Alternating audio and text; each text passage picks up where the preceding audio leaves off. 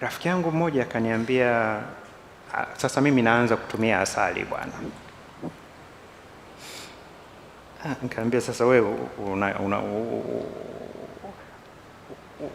unakimbia lakini kama mbuni sijui anatumbukiza kichwa kiwilicho. Kijiko kimoja cha asali ni sawa na kijiko kimoja na robo cha sukari ya kawaida. La haula, tumekwisha. Ndio vilivyo, tofauti yake ni sukari tu. Hii sukari iliyokuwa kwenye asali inaitwa fructose na glucose. Hii sukari nyeupe ina sucrose. Na mimi najua watumiaji asali, ili ajue asali iko humu ndani paka isikie kwenye kichwa. Wa kwanza mimi daktari.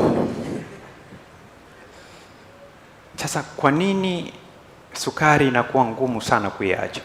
Sukari ndugu zangu haina tofauti na pombe, haina tofauti na dawa za kulevya.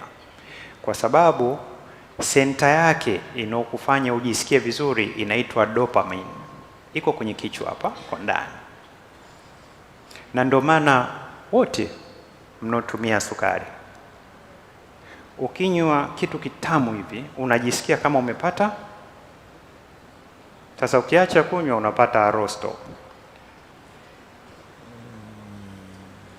Haina tofauti. Kuna maneno ya Kiingereza wanatumia na jino tamu, I've got a sweet tooth. Huwa nawaambia huna sweet tooth, una addiction. Kwa hiyo na ndio maana inakupa kafuraha fulani hivi lakini hakadumu wako.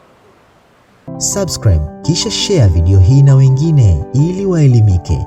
Ikiwa una maswali zaidi kuhusu jinsi ya kutunza afya yako au unahitaji ushauri wa kitaalamu, tuandikie katika comment section na uendelee kufuatilia akaunti zetu za mitandao ya kijamii ili upate elimu zaidi na ushauri kila siku kupitia simu yako. Hii ni TNA.